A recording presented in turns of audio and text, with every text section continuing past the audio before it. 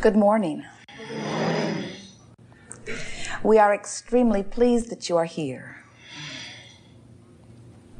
It is good to come together for the purpose of co-creating. Do you agree? Yes. You are knowing what you are wanting? Yes. You are knowing what you are wanting? You are appreciating the contrast of your time and place? Not so much. Sometimes. The less contrast, the more you like it. From your broader non-physical perspective, you see contrast as a wonderful thing. But from your broader non-physical perspective, you did not intend to stand in the midst of abject discomfort. You saw contrast as variety, as choice. You did not see it as agony. And while contrast to ecstasy may be agony, you said, I will go forth, and by what I selectively sift to focus upon, what I selectively choose to be the reason for my vibrational offering, I expect, you said, that law of attraction will, for the most part, match me up with good-feeling things. You did not say, I'll go forth and torture myself into success. Because from your broader non-physical perspective, you understand that success does not come from that which is uncomfortable. You know that source energy, pure positive energy, is the energy of well-being. It's the energy of good feeling. It's the energy of love. It's the energy of appreciation. And you knew that that was, by your standards then, by your inner being standards now, the epitome of success. If you let joy be your standard, then you will always be in alignment with your source. If you let anything else be your standard, like growth or struggle, then you may find yourself in vibrational alignment with that which is not in harmony with who you really are. You are in your physical body's extension of source energy. And the more you are in alignment with that source energy, the better you feel. The more you are in alignment with that source energy, the more of that which you would call positive emotion is your experience. So as you are paying attention to the way you feel and always reaching for thoughts that feel good, then you are in vibrational harmony with that which is your source. And if we were standing in your physical shoes, that would be our dominant intent. We would seek first to be in alignment with who we really are. And then we would use our ability to focus in your time-space reality upon those things that evoke from you desire. That part comes easily to you. The contrast that lays before you helps you to easily identify things that you desire. And as you identify those things that you desire, source energy answers the request instantaneously. Sometimes our physical friends do not really believe that because they experience what they would lovingly call a sort of lag time often between their conscious recognition of desire and their conscious receiving of the desire. And we say, yes, there is a buffer of time here in your time-space reality. But what you are experiencing goes far more than because of a buffer of time. What you are experiencing, if you have identified that you desire something and it is not easily and speedily coming to you, you have a vibrational inconsistency. In other words, you have a desire that carries one vibrational reading and a habit of offering vibration that is quite different from that. Some may say to you, your desires and your beliefs aren't matching up, and those would be perfect words. That's what we'll be talking about here today. We're going to show you how by choosing thoughts that maybe have nothing to do with what you're living, but have everything to do with what you would like to live, how you can choose a little snatch of something and use it to focus upon, and in doing so, maybe it might only be 5 or 10 or 15 seconds, you achieve vibrational harmony with a little piece of what you want, and you practice that and practice that and practice that and practice that until it does not feel so foreign. In other words, it begins to feel more and more normal to you. Until it is normal to you, your life will pretty much be over here. So the willpower that we would encourage you to muster is not about moving physical things around. It's about holding your mindset upon objects of attention that feel pretty good while you're doing it. Jerry awakened from a dream a while back, and he said to Esther, very vivid dream. It just occurred to me, he said, that everything about that dream was my doing, my creation. I put every character in the dream. I gave them their personalities. I gave them the words that they spoke to me. If they were disrespectful to me, I put the words in their mouth. If they were praising of me, I put the words in their mouth. And as we chatted with him about it later, we said, that's exactly right. Just as what you think and feel manifests in your real life experience, what you think and feel manifests in your dreamscape. But the reason that we are wanting to talk about how Jerry and all of you are the creator of your own dream is because we want you to, just for a little while, play with us, humor us, serve yourself in powerful ways by being the creator of your own virtual reality. Now, the way that we think that it would be easiest for you to create your virtual reality process is by seeing yourself sort of like the director of a screenplay or a movie. Which means the first thing that you might want to do is to decide where this is all going to take place.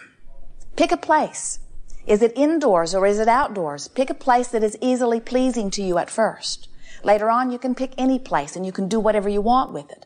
In the beginning, do easy things. So, pick a scene. Is it indoors or outdoors? Is it morning or is it afternoon or is it evening? What does the air feel like? What is the temperature? How are you dressed? Who else is there? What is their mood? What is your mood? Is this a time of celebration? Why are you together? And now exchange just a few words of dialogue. And what you can begin to realize is that with just a little bit of mental exercise, you can go anywhere you choose. You can make it look any way you want it to look. You can make it feel any way you want it to feel. You can bring in anybody that you want to bring in. You can give them the attitude toward you that you want to give them. You can give yourself the attitude toward them that you want to feel. And then you can exchange some happy words and then get out. In other words, get in quick and get out. As we gave this game to a group a while back, Jerry and Esther had a rather long drive the next day, and as Jerry worked on editing or did a little reading or took a little nap while Esther was driving, every opportunity she had, she would say, all right, where is this scene? And she would pick some favorite place. And then she would say, what time of day is it? Sometimes it was morning, sometimes it was afternoon, but it was always a lovely time of day that she chose. When she would think about what the air felt like, sometimes she would give it just a little humidity. Sometimes it would be so dry that it would feel good as it blew across her body. Sometimes it would be 90 degrees with no humidity at all. Sometimes it would be 86 degrees outside and 86 degrees in the water. In other words, she thought of every pleasant combination of temperature and humidity and time of day that she could think of. And then she would bring lovely friends to come and play with her. And they would have all kinds of lovely experiences. She got so good in her virtual reality that she began to resent reality. Just a little bit. Jerry would say, where are we? And Esther would say, don't talk to me now. I need 30 seconds. I just need 30 more seconds. Because the virtual reality was something that she could control everything about. And she began to recognize that she could control the fluctuations in her own vibration just by directing her thought. That's what we want you to begin to understand, because the universe does not know why your vibration is what it is in any moment. In other words, you could be riddled with all kinds of diseases. The doctors could have pronounced you disease-ridden yesterday, and today you could be driving down the highway like Esther is in the monster bus in some sort of fantasy virtual reality, and there would be no representation of any disease within your body. And if you could maintain that more than you maintain your awareness of the disease could not remain in your body. It's only there because somehow, without knowing it, you have chosen thoughts that are a vibrational match to it. You get a sense of it? And we want to tell you that every single one of those thoughts that you chose that is a vibrational match to disease, every single one of them does not feel good. It feels like anger, or it feels like frustration, or it feels like resentment, or it feels like blame, or it feels like guilt, or it feels like fear. In other words, those thoughts are not good for you, and you can tell they're not good for you in the same way that touching a hot stove hurts. Negative emotion hurts, doesn't it? So, you worry, well, I'm all full of thoughts. There are so many thoughts within me. I've lived a long life and I've picked up all this stuff along the way. Oh, wouldn't it take a very long time to rid me of all of those negative thoughts?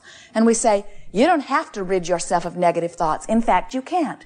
You cannot dig into your past and undo a thought that you thought. But you know what? You don't have to, because only the thoughts that are activated within you at any time have any vibrational pull. Something that you've lived a long time ago that is not active in your vibration, something that you lived yesterday that you're not thinking about right now, does not have any vibrational weight in your point of attraction. None whatsoever. But sometimes what happens is, as you're moving along in your physical day and you're interacting with others, somebody will say something, or you'll hear something, or you'll see something, or you'll smell something that triggers a vibration within you that doesn't feel very good when it's triggered. And that's the time for you to say, oh, my guidance system is working. I can feel that there's something activated within me that's not serving me very well. Because in this activation of this vibration, there's some resistance within me that is now disallowing the well-being that would be there otherwise. So that's when you choose a thought that feels better. And if you, like Esther, have had the good fortune, or we could say good sense, of having practiced some virtual reality, then it's very easy for you to reach for a thought that feels better. If you haven't been practicing, then when you're in the middle of a negative thought, you sort of don't have anywhere to go. You sort of have to wait till it peters out. Meditation is a very good tool for stopping the rampage of negative thought. Because when you meditate, you quiet your mind. And when you quiet your mind, your vibration raises. And when your vibration raises, there's no resistance and you're in alignment with source energy. But changing the subject, you know how if a baby is unhappy about something and you distract the baby to something that is more pleasing, it is not so different from that. You're just wanting to distract yourself from uncomfortable, unpleasant, not good feeling thoughts and reach for thoughts that feel better. We think that many of you do not realize the magnitude of the importance of this. But we say to you, if you harbor negative thoughts because they feel normal to you, in time, the representation of those negative thoughts will become greater than the initial negative emotion. In other words, if you've got some negative thoughts going on and you're not really aware of it, or you're willing to endure them or tolerate them, don't worry, they'll get bigger. Law of attraction says that they must. And then the resistance gets bigger too. And when there is more resistance within you, then there is a greater toll on your physical body until greater manifestations that are not pleasing to you begin to occur.